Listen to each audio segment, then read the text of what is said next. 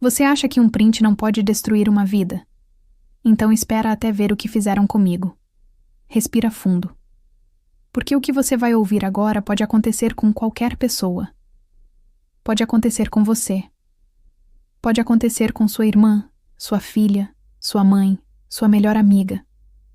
E quando acontecer, você vai entender cada palavra que eu estou dizendo agora. Meu nome é Clara.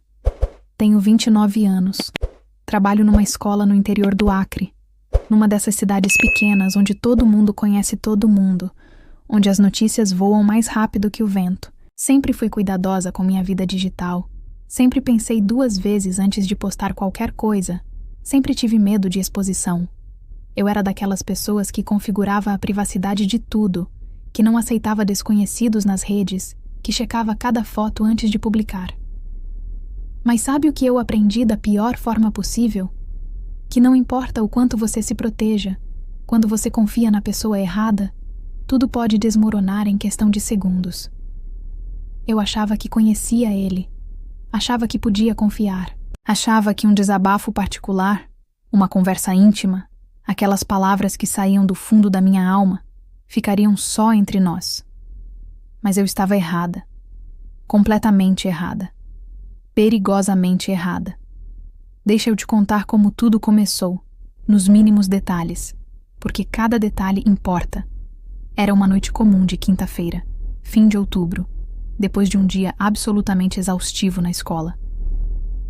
Sabe aqueles dias em que tudo dá errado? Pois é, problemas com alunos indisciplinados, discussão com a coordenação pedagógica sobre métodos de ensino, pressão dos pais reclamando de notas, o cansaço acumulado de meses sem férias, sem descanso, sem respiro. Eu estava esgotada, física e emocionalmente vulnerável, precisando desesperadamente desabafar com alguém que me entendesse, que me acolhesse, que me ouvisse sem julgamentos.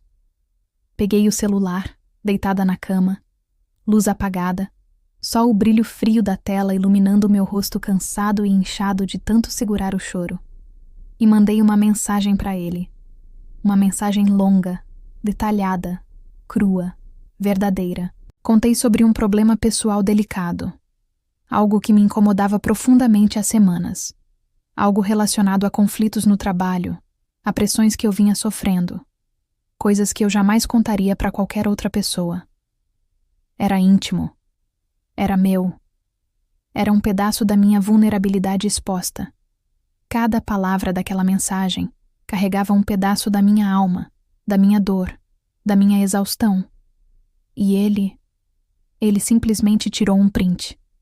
Não pediu permissão, não pensou nas consequências, não se importou minimamente com o que aquilo faria comigo, com minha vida, com minha carreira. Apenas clicou naqueles 2 botões, salvou a imagem e guardou. Como se fosse um troféu. Como se fosse uma arma que ele guardaria para usar no momento certo. Mas o pior ainda estava por vir. E quando o pior chegou, foi devastador. No outro dia, quando acordei com o despertador tocando insistentemente às 6 da manhã, algo estava diferente. Tinha algo no ar que eu não conseguia identificar. Meu celular estava quente, superaquecido, a bateria quase no zero mesmo tendo carregado a noite toda. Quando desbloqueei a tela com os olhos ainda sonolentos, meu coração parou. Literalmente parou por alguns segundos. Notificações sem parar. 50, 100, 200, 300 mensagens. Ligações perdidas de números desconhecidos. Números que eu nunca tinha visto na vida. Mensagens no WhatsApp, no Instagram, no Facebook, no Telegram. E quando eu abri o primeiro grupo, o grupo de professores da escola, eu vi. O print estava lá. Minha mensagem, aquela mensagem íntima e privada, estava exposta para todo mundo ver. E não era só naquele grupo. Estava em todo lugar. Grupos de professores de outras escolas, grupos de pais de alunos, grupos da comunidade, grupos da igreja, grupos de comércio local, grupos de fofoca da cidade. Só que não era a mensagem original. Ela tinha sido cortada, distorcida, manipulada, editada com perfeição diabólica, para parecer algo completamente diferente do que eu realmente disse. Fizeram parecer que eu estava falando mal da escola onde trabalho, desrespeitando os alunos, xingando as famílias, dizendo que as crianças eram burras, que os pais eram ignorantes, que a educação naquela cidade não valia nada. Fizeram parecer que eu era uma pessoa horrível, desqualificada, preconceituosa, indigna de estar numa sala de aula educando crianças. Pegaram frases soltas, tiraram completamente do contexto, juntaram com partes de outras conversas, criaram uma narrativa falsa, maldosa, destruidora. E o pior, as pessoas acreditaram, sem questionar, sem verificar, sem me dar o direito de defesa, sem ao menos me procurar para perguntar se aquilo era verdade. Apenas acreditaram, compartilharam e me condenaram. As mensagens que eu recebia eram cruéis, de uma crueldade que eu jamais imaginei que seres humanos fossem capazes. Cada uma era uma facada no peito, um soco no estômago. Vergonha da profissão. Pessoa nojenta. Como você ousa trabalhar com nossas crianças? Todo mundo sabe o que você fez. Você devia ser demitida. Você devia ser presa. Nunca mais pise nessa cidade. Vai para bem longe daqui. Mas eu não tinha feito nada. Absolutamente nada de errado. O que eu fiz foi confiar. O que eu fiz foi ser humana, ter um momento de fraqueza, de vulnerabilidade e compartilhar meus sentimentos mais profundos com alguém que eu achava que me respeitava, que me amava, que me protegia, que guardaria meus segredos como eu guardava os dele. Eu pensei que tinha acabado. Eu estava errada. O pesadelo estava apenas começando. Tentei explicar. Liguei para algumas pessoas próximas. Mandei áudios chorando. Tentei mostrar a mensagem original, completa, sem edição, sem manipulação. Tentei provar minha inocência. Mas sabe o que acontece quando a mentira já se espalhou? Quando ela já correu a cidade inteira? Ninguém quer ouvir a verdade. A mentira é mais interessante, mais escandalosa, mais saborosa, mais fácil de compartilhar, comentar e julgar. As pessoas já tinham formado suas opiniões sobre mim. Já tinham me julgado, me condenado, me executado publicamente na praça digital. O tribunal das redes sociais já tinha dado seu veredito. Culpada. Culpada sem direito à defesa. Culpada sem advogado. Culpada sem apelação. Tudo isso por causa de um print manipulado, de uma mentira bem contada, de uma narrativa falsa perfeitamente construída para me destruir. Os dias que se seguiram foram os piores da minha vida. Dias que eu nunca vou esquecer, que ficaram marcados na minha alma como cicatrizes profundas. Comecei a ter medo de sair de casa. Medo paralisante, medo sufocante. Medo de ir ao mercado e cruzar com algum pai de aluno que me olharia com desprezo, com raiva, talvez até com violência. Medo de ir à escola e enfrentar os olhares dos colegas de trabalho. Aqueles olhares de pena misturados com desconfiança.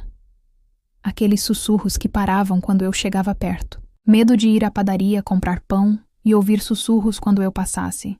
Sentir os olhares me seguindo, ouvir meu nome sendo dito em tom de fofoca. Medo de abrir o celular e ver mais uma mensagem de ódio, mais uma ameaça velada ou explícita, mais uma humilhação pública, mais alguém me xingando, me atacando, me destruindo palavra por palavra. O sono foi embora completamente. Eu acordava no meio da madrugada, 3, 4 da manhã, suando frio, coração acelerado como se tivesse corrido uma maratona, pensando em tudo o que estava acontecendo, repassando as mensagens na cabeça, imaginando o que as pessoas estavam falando de mim. Parei de comer. O estômago estava sempre embrulhado, fechado. Qualquer coisa que eu tentava colocar para dentro voltava. Perdi 6 quilos em 2 semanas. Meu rosto ficou cavado, olheiras profundas, pele pálida. Perdi o brilho nos olhos. Aquele brilho que minha mãe sempre dizia que eu tinha. Perdi a vontade de viver. E isso não é exagero. Houve momentos muito escuros, em que eu pensei que seria mais fácil simplesmente desaparecer, deixar de existir, acabar com aquela dor. Minha mãe viu tudo isso acontecendo. Ela que sempre foi meu porto seguro, minha fortaleza, minha base. E ela também sofreu, talvez até mais do que eu. Ela recebeu áudios de conhecidas, ouviu os comentários maldosos na cidade pequena onde todo mundo conhece todo mundo e onde fofoca é moeda de troca. Sentiu na pele a dor dilacerante de ver a filha sendo destruída injustamente por algo que ela nem fez. Ela chorou comigo. Ela segurou minha mão quando eu achei que não ia aguentar mais um dia. Ela me impediu de fazer besteira quando a escuridão ficou insuportável. E o pior, não havia como parar aquilo. Era como tentar segurar água com as mãos. Quanto mais eu tentava me defender, mais as pessoas achavam que eu estava mentindo, escondendo algo, tentando fugir da responsabilidade, inventando desculpas. Quanto mais eu falava, pior ficava. Era uma armadilha perfeita. Era como se eu tivesse sido condenada sem julgamento, sem direito a advogado, sem direito à defesa, sem direito a júri, sem direito a apresentar provas. Tudo por causa de um print. Um único print. Uma única imagem digital que tirou minha paz, minha reputação construída ao longo de anos, meu emprego que eu amava, minha dignidade como ser humano, minha saúde mental que já era frágil. E o homem que fez isso? Ele estava lá, quieto, assistindo tudo de longe como quem assiste a um filme, sem assumir nada, sem se responsabilizar por nada, sem sentir um pingo de remorso ou culpa. Ele comentava nos grupos como se fosse só mais um espectador indignado, fingindo surpresa, fingindo não acreditar, enquanto destruía minha vida sistematicamente com prazer sádico. Foi ali que eu percebi que não era a única vítima dele. Até que um dia, no fundo do poço absoluto, tomando remédio para dormir, remédio para ansiedade, remédio para não surtar completamente, eu cansei. Cansei de chorar. Cansei de me esconder como uma criminosa. Cansei de me sentir culpada por algo que eu não fiz. Cansei de carregar uma vergonha que não era minha. Cansei de deixar que a mentira vencesse. Que o abusador continuasse livre e eu presa na minha própria casa. Decidi procurar ajuda profissional. Ajuda legal. Fui até a delegacia da mulher mais próxima, que ficava a 3 longas horas de distância da minha cidade. Peguei o ônibus às 5 da manhã, sozinha, com uma pasta cheia de prints, capturas de tela, mensagens, áudios, todas as provas que eu tinha conseguido coletado nesses dias terríveis de investigação pessoal. E foi lá, sentada numa cadeira de plástico duro e desconfortável, no ar-condicionado velho e barulhento daquela sala fria, sem vida e mal iluminada, que eu descobri algo que me chocou profundamente e mudou tudo. A delegada, uma mulher de uns 50 anos com olhar cansado de quem já viu muita coisa ruim, olhou para as minhas provas com atenção, suspirou fundo e disse com a voz pesada: "Ele já fez isso antes, várias vezes." Meu sangue gelou nas veias. Como assim? Ela abriu uma gaveta de arquivo e me mostrou outros boletins de ocorrência, várias pastas, outras mulheres, outras vítimas. 5, 7, 10 mulheres diferentes. O padrão era sempre exatamente o mesmo, meticulosamente repetido. Conquistar a confiança da vítima, esperar o momento de vulnerabilidade, obter informações íntimas através de conversas privadas, tirar prints sem autorização, manipular as imagens com edições e espalhar pela cidade toda destruindo reputações. Um verdadeiro predador digital. Algumas dessas mulheres tinham perdido seus empregos por causa das mentiras espalhadas. Outras tinham sido expulsas de suas comunidades religiosas, marcadas como pecadoras.